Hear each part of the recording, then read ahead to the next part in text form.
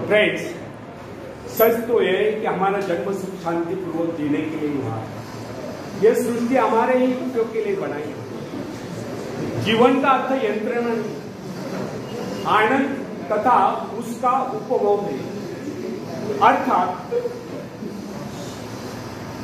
आनंद का अर्थ रुचंगल क्रीड़ा या अय्याशी नहीं। विलासिता और अय्याशी तो जीवन को पतन की गति की ले जाते हैं। आनंद का वास्तविक अर्थ है व्यक्ति की सभी शक्तियों का पूर्ण विकास और विकसित क्षमताओं का विश्व कल्याण के लिए प्रयोग। नैतिक जीवन में एक प्रकार के संतुलन की सृष्टि लाना है। आनंद का अर्थ है सुख, समृद्धि, शांति और सद्भाव का आगमन तथा दुख, दरिद्रता, ईर्ष्या, द्वेष आदि बुराइयों का नाश। आनंद जीवन का स्वर्गीय पहलू है। हृदय की स्वच्छता, दृढ़ता, धैर्य आदि बातें आनंद के लिए प्रारंभिक सीढ़ियां हैं। मनुष्य के जीवन में आनंद का आविर्भाव उस समय तक नहीं होता जब तक वो अपने मन से शंकाओं, संदेह, ईर्ष्या, द्वेष आदि बुराइयों को दूर नहीं कर देता। भय और शंका जीवन रूपी गंगा में विष खोल देते। बुराइयों का संघर्ष जीवन की समरसता को नष्ट कर देता है और समरसता का अभाव जीवन में विसंगतियां पैदा करता है और विसंगतियां जीवन के उज्जवल पक्ष पर इस प्रकार छा जाते हैं जैसे चांद पर ग्रहण। आशा, विश्वास, श्रद्धा आदि बातें जीवन को आलोकित करती हैं। इनसे जीवन में शुचिता, स्वच्छता और निर्मलता का समावेश होता है और इन्हीं से जीवन में संतुलन आता है और संतुलित जीवन ही हमारे हृदय में प्रेम रूपी स्थिरता का उद्गम स्थल है। फ्रेंड्स, पहले एक शेर सुनाता हूं, बाद में कंटिन्यू करता हूं। जिंदगी में रास्ते बना बनाए नहीं मिलते। जिंदगी में रास्ते बना बनाए नहीं मिलते, उन्हें स्वयं बनाना पड़ता है। मंजिलें यूं ही नहीं मिलती यारो, उन्हें मेहनत से हासिल करना पड़ता है। उन्हें मेहनत से हासिल करना पड़ता है। धन्यवाद।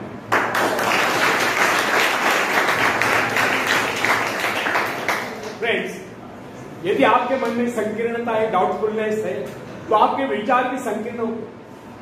संकीर्णता के कारण ही मानसिक रूढ़िवादिता को प्रोत्साहन मिलता है और संकीर्ण विचारों वाला व्यक्ति अपने आप को अंधेरे कुएं में कहीं रुक जाता है। उसका जीवन, उसके जीवन का ध्येय तथा अन्य गतिविधियां संकीर्ण घेरों में बंद हो जाती है। कोल्हू के बैल की तरह आंखों पर पट्टी बांधकर निरंतर चलते रहने पर भी वो वैसे के वैसा ही रहता है।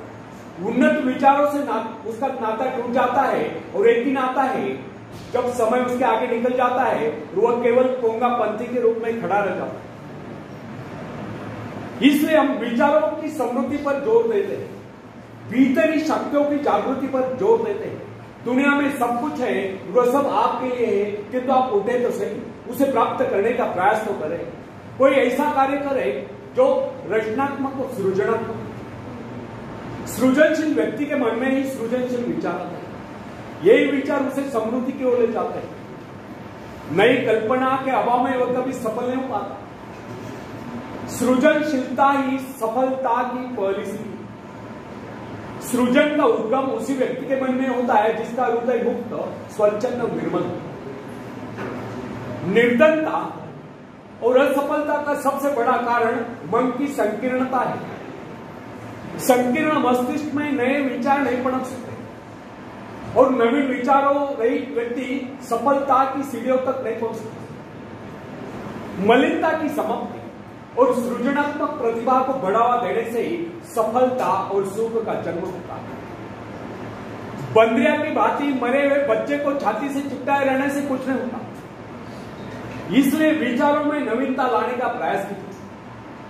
जब विचारों में नवीनता आएगी तो कार्यों में सृजनात्मक बदलाव आएगा, जीवन शैली बदलेगी, तब भाग्य स्वयं बदलता है।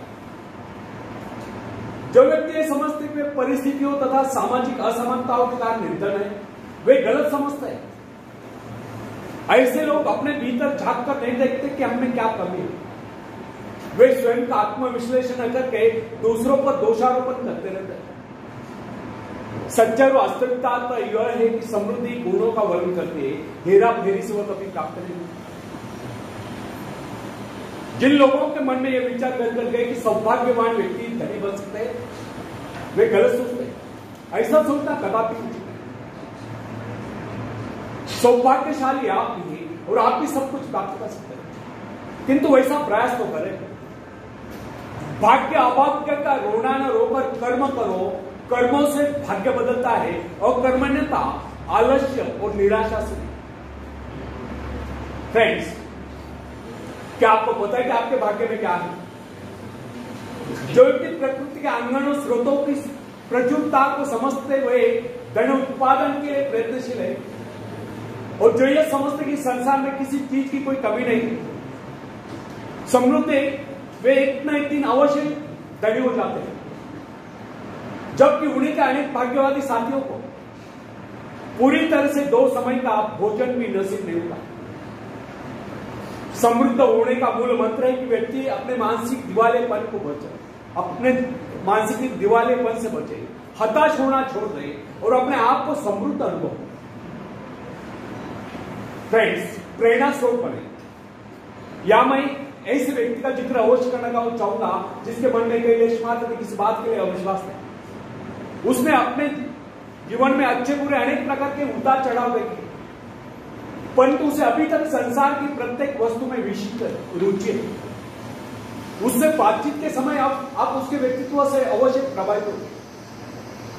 वह किसी भी वस्तु को साधारण नहीं समझता। जीवन की छोटी सी छोटी बातें तथा इर्द गिर्द बिखरी हुई सामान्य और नगण्य सी वस्तु भी उसके लिए कुछ न कुछ महत्व रखते हैं। वो अपने छोटे से छोटा काम भी बड़े मनोरथ से करता है। ऐसा प्रतीत होता है कि उसके सभी कार्य कर्तव्यशीलता के उदाहरण। किसी भी काम को करने के लिए वो अनावश्यक उधेड़ बुने नहीं फंसता। ऐसा प्रतीत होता है जिस प्रकार सूर्य का प्रकाश सारी पृथ्वी को ढके हुआ है, उसी प्रकार उससे मिलने वाले सभी उसे चाहते और प्यार करते हैं। उसके मन में कई लेश मात्र में किसी प्रकार के अविश्वास की भावना नहीं चलती। स्वस्थ और विघ्न बाधाओं रहित जीवन जीने वाले व्यक्ति दूसरों के लिए प्रेरणा स्रोत होते हैं। या मैंने जिस व्यक्ति का उल्लेख किया वो धनी नहीं, परंतु उसे जो प्रसन्नता प्राप्त है वह संसार के बड़े से बड़े धनवान व्यक्ति को भी प्राप्त नहीं। दूसरों के जीवन को समृद्ध बनाने के लिए उनकी सहायता करने वाले व्यक्ति समृद्ध जीवन बिता सकते हैं। फ्रेंड्स, मृग तृष्णा छोड़े। आपके संपर्क अनेक ऐसे व्यक्तियों से आए होंगे जो बहुत ही धनी है, परंतु न्याय बेकार निकट है। ना वे खुद खाते हैं ना दूसरों को खाने देते हैं। अपनी हदिया गला गला कर धन जोड़कर चले जाते हैं, खुद भूखे मरते हैं, अपनी इच्छाओं को मारकर पैसा एकत्रित करते हैं। आखिर ऐसी अमीरी किस काम? कंजूसी और लालच के हाथ पीके ऐसे लोग बिल्कुल उन्हीं फलों के समान होते हैं जो किसी भूखे व्यक्ति का पेट भरने के बजाय पेट की डाल पर ही सड़ कर नष्ट हो जाते हैं। इस प्रकार की समृद्धि से तो गरीबी लाख गुना अच्छी है। यदि हमें एक बात भी ज्ञात हो जाए कि शक्ति का मुख्य स्रोत हमारे भीतर ही विद्यमान है, तो हमें इधर उधर भटकने की आवश्यकता नहीं रही। अंतर्मुखी प्रेरणा स्रोत इतना समृद्ध है, जो उसे एक बार प्राप्त कर लेता है वह संसार की समस्त समृद्धियों का स्वामी हो जाता है। प्रेरणा रूपी अमृत पात्र के बूंद उसके जीवन की सारी शुष्कता को समाप्त करके उसे हरियाली में बदल देती है। प्राय लोगों के साथ कठिनाई यह है कि वे कस्तूरी मृग के समान अपने ही नाभि में स्थित सुगंध के स्रोत को ढूंढने के लिए जीवन भर इधर उधर भटकते रहते हैं और अपने नाभि में स्थित कस्तूरी को ढूंढ नहीं पाते। वस्तुतः समृद्धि का मूल स्रोत हमारे भीतर ही विद्यमान है। आवश्यकता केवल इस बात की हम उसे खोज लें। यही कारण है कि हमें अपने जीवन से वही कुछ मिलता है जो हम उससे मांगते हैं। हमारा वातावरण, हमारी परिस्थितियां, हमारा व्यक्तित्व आदि सभी कुछ हमारे विचारों के अनुरूप ही स्वरूप धारण करता चला जाता है। जो व्यक्ति लगातार गरीबी के डर से आक्रांत रहता है वो स्वयं ही निकम्मा हो जाता है। वो सुबह वो यही सोचता रहता है कि वो अभागा है और दुनिया की सुख समृद्धि उसके लिए नहीं बनी, तो उसे समृद्धि किस प्रकार प्राप्त होगी? स्वास्थ्य, ईश्वर विश्वास, आस्था और उद्यम में कमी के कारण ही व्यक्ति सदैव पददलित बना रहता है।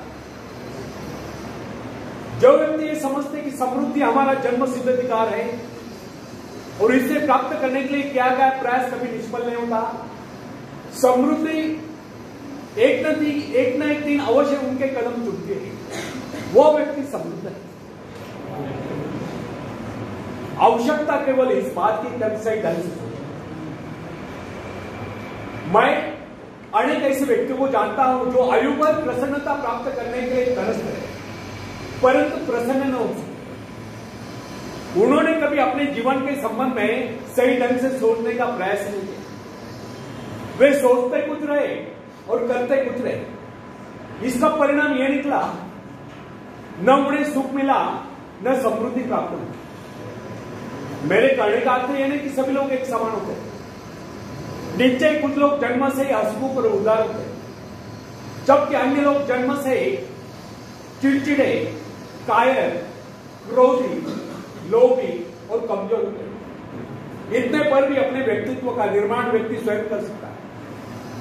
सहृदयता एक ऐसा सद्गुण है जो व्यक्तित्व के छोटे छोटे अवगुणों को ढांप लेता है। फ्रेंड्स, उठो, कर्म करो, पाओ। स्वयं को हीन भावना से मुक्त कीजिए और इस रहस्य को भली भांति जान लीजिए कि प्रकृति के भंडार अनंत है। ईश्वर हम सब की देखभाल करता है। उस सृष्टि के निर्माता के पास किसी चीज की कोई कमी नहीं है। उसकी सारी संपत्ति हमारी है। हमारा जन्म इसलिए हुआ है कि हम अपने जीवन को गौरवशाली बनाएं।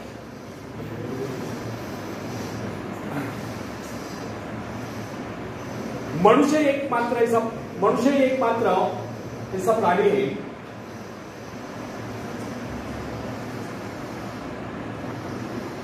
फ्रेंड्स,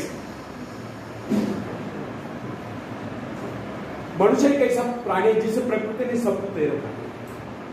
इतना ही प्राकृतिक गुणों के यदि किसी प्राणी में कुशलता है तो अपने कौशल से दूसरों के गुणों को अपनाकर और भी अधिक गुण संपन्न हो सकता है।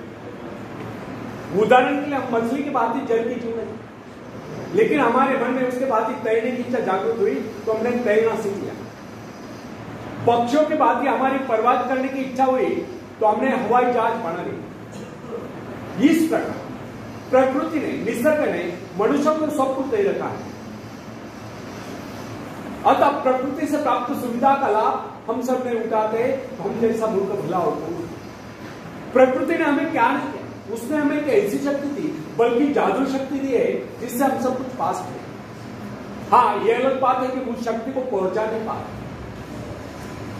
फ्रेंड्स, समृद्धि आपके व्यक्तित्व की देन है। भाग्य अभाग्य से उसका कोई लेन देन नहीं। अपने व्यक्तित्व को सुधारिए। सफलताएं, सुख समृद्धि, खुशियां स्वयं चलकर आपके पास आएगी और आप कामयाबी के शिखर पर होंगे। आखिरी में एक शेर मैं सुनाता हूं। तुम उड़ सकते हो मुक्त आकाश में, तुम मुक्त आकाश के पंछी, तुम व्यर्थ ही रहे, तुम भूल गए हो कि तुम्हारे पास पंख, तुम पैरों से चल रहे हो, तुम आकाश में उड़ सकते हो। थोड़ा फड़फड़ाओ ताकि तुम्हें एहसास हो जाए। ध्यान सिर्फ भरोसा पैदा करने के लिए। तुमने कुछ खोया नहीं, तुम सिर्फ भूले हो कि अपने पास पंख है, अपने पास पंख है। धन्यवाद।